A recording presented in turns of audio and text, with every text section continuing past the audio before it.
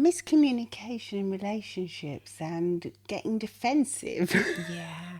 I mean, you'll know what we mean if you're one of those people that tends to always get immediately on the defensive when your partner says something to you, especially in romantic relationships, I think. But so. it can apply to any areas. I do think so also at work. So say if your Absolutely. supervisor or boss says something, you said, no, I didn't do that. No, it Exactly. wasn't like that. Yes. No, not me. Not I. Not I, exactly. That's what we're going to be talking about in this week's episode of Get Real with the English Sisters with Violetta and Yutka. Zugo. Hello, everyone. Hello, it's a pleasure to have you with us today. And yes, this is what we're going to be chatting about. I know. I think miscommunication in relationships is a biggie. It definitely is a biggie, and it's really hard to communicate with somebody that tends to put a wall up when you're, especially when you're trying to say something like,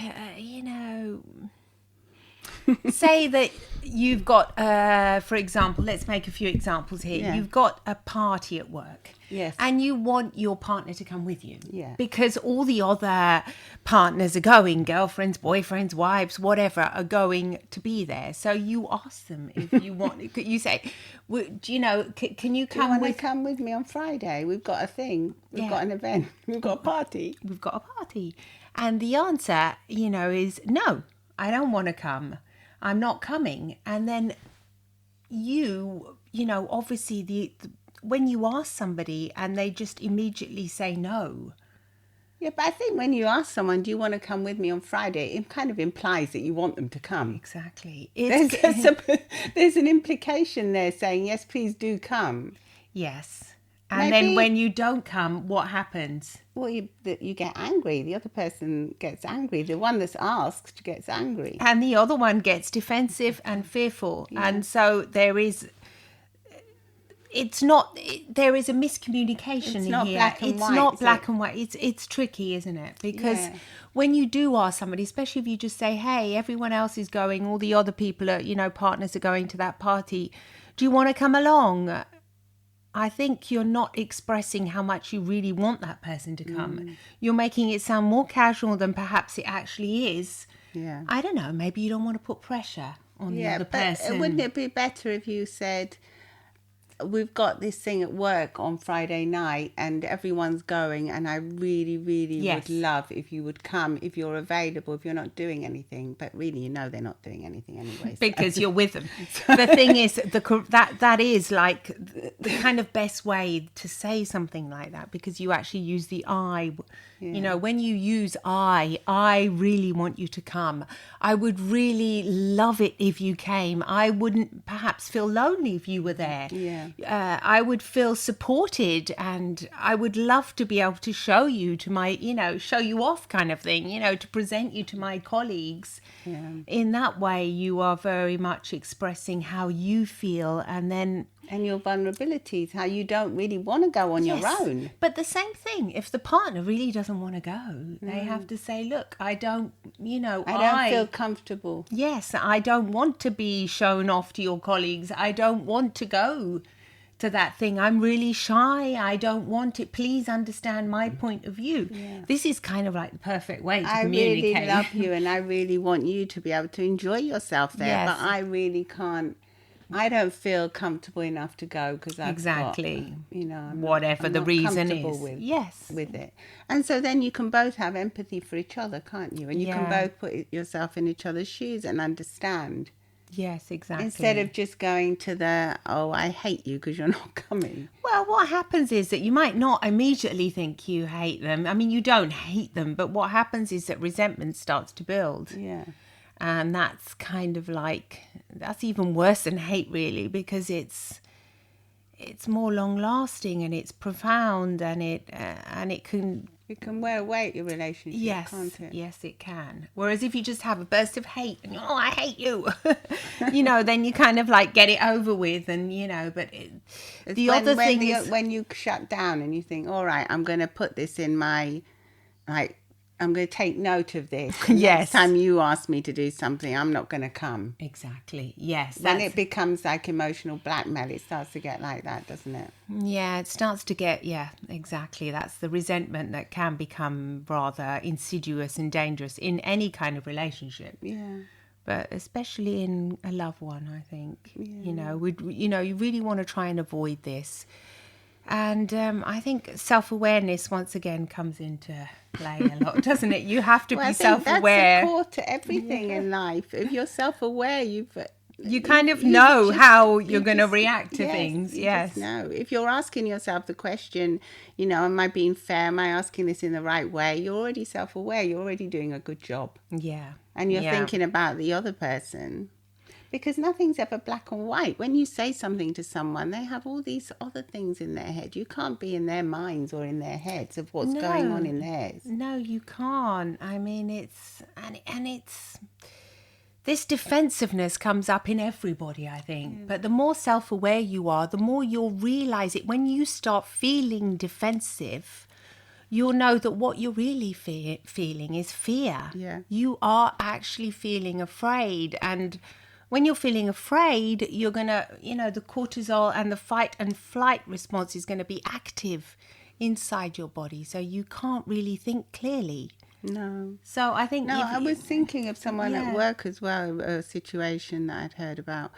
The two colleagues weren't getting on well. Yeah. And one of them, every time the other person sent the email or said something, the person would get defensive and think, I didn't do that, it was not me, or just think the other person was really attacking them and being a really bad person, when really they were just misreading everything that the other person was saying. It was just total miscommunication, and it ended up being there was a huge conflict in the office, and it wasn't good.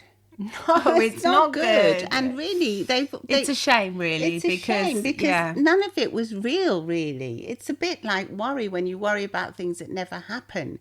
It's not a real thing. It's something that we're imagining in our minds, and we're putting that onto the other person and saying that they're feeling like that when really they're not. They're not. I mean, being able to be open to criticism and feedback is a skill. It's not something we'll all learn really quickly. There are those staff meetings when they say, now we're going to discuss your performance. And they can be scary because you really think, yikes, now they're going to discuss how I am actually, coping with this work situation.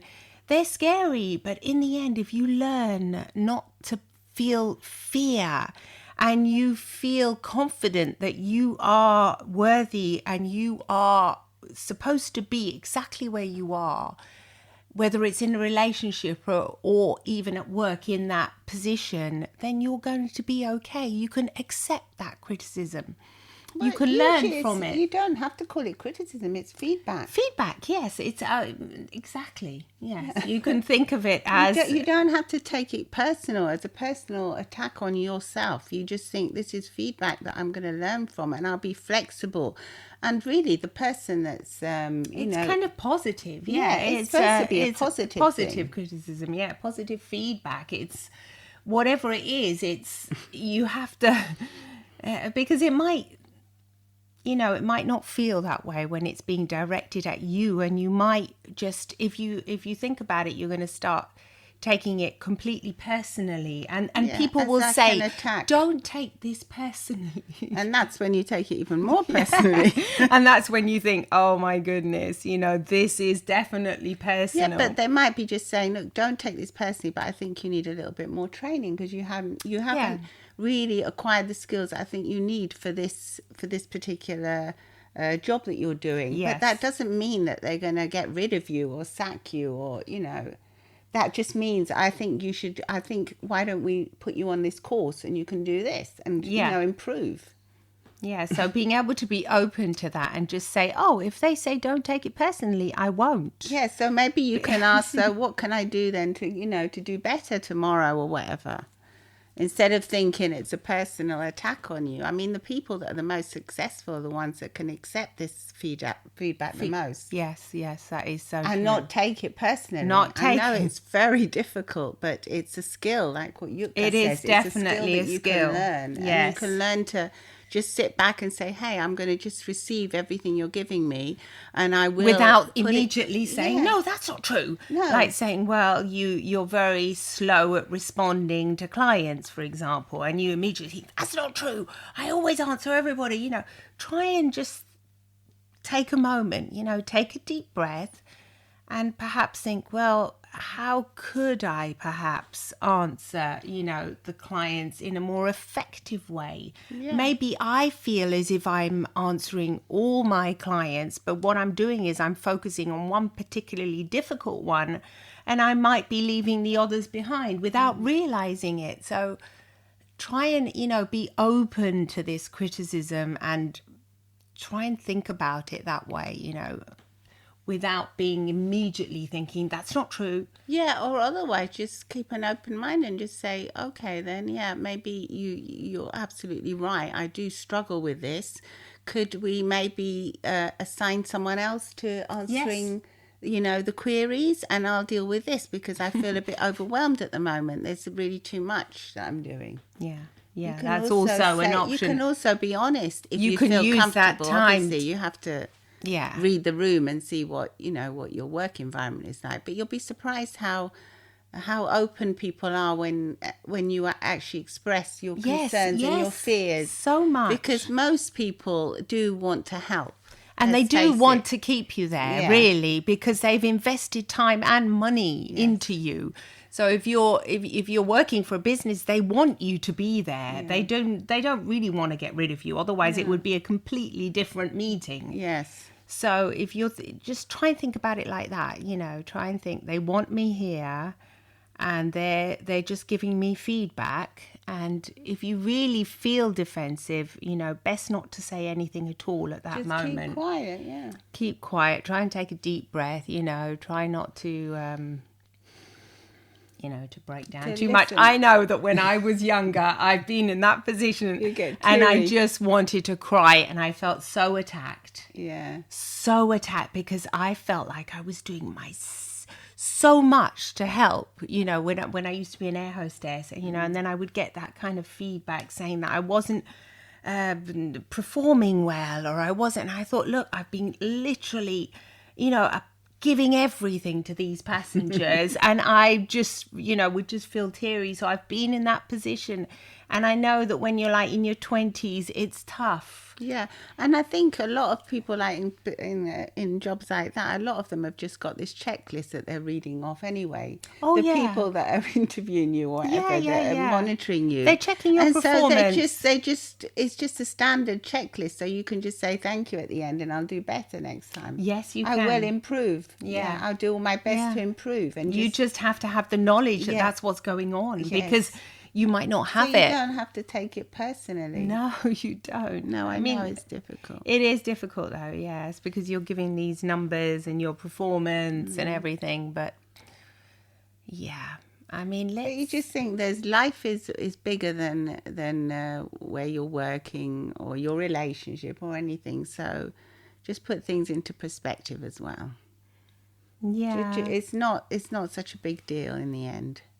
Yeah, and what about if somebody like at home, if we go back onto, a love relationship, for example, and somebody says, like, I feel like you never really listen to me.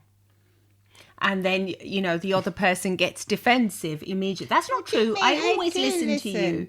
I always listen to you. No, you don't, because you've got your headphones on and you're looking at your phone and you're not even looking at me. But then the other person gets defensive once again. Get defensive. I'm taking my headphones off. I'm actually listening to you. What do you want to talk about? We're always listening You're listening to me, but you're not hearing what I'm saying. Right. And that would make the other person once again defensive. Yeah. You're not. I do What hear. do you mean you're not hearing what I'm saying? It can go around in circles in a never-ending loop that causes resentment. So what do you do to break the pattern? You have to maybe invite the person on a date. Yeah. And then talk about it calmly on the date and just think and just say how you feel. I know you think I know you say that you're not even think. I know you say you're listening to me, but I do not feel I don't feel as if I've heard, because every time I tell you to do this, you don't do it. For example, that's a valid example. Yeah, and that would get the other person nervous, saying, "What do you mean I do it?" Because they go on the defensive. So it's difficult. It's difficult, and once again, it's having a lot of empathy. And I think if you are in a relationship with somebody that's defensive, if you look at them and you can see they're getting defensive, you can think that they're actually feeling frightened, and that might help you. You're thinking, wow, they're actually fearful now. They're not just being a jerk. They're actually feeling an emotion of feeling afraid. And you might think that's not true, they're just being mean. And yes, it might appear as being mean and nasty and as if they don't care, but they're feeling attacked. No matter what, you never do the laundry, using words like never. Always. You're always a slob. You're always, late. You're not reliable. Things that I can never rely on you. Things like that can be. If you start to generalize, I never. That's what I wanted to get to. That's a bad thing. It's not a good thing. No. If you have a bone to pick, like what I say. Yes. You've got a bone to pick. You pick it and you say, look, this morning when you left the toilet seat out, we'll go to the seat, and you left your clothes all over the floor, it really upset me because I was in a real rush, and you know that I really want the house to look nice before I leave for work in the morning. And so I felt as if I had to, I know I didn't have to, but I felt for my own peace of mind, I felt that I had to go and pick your clothes up and tidy up after you.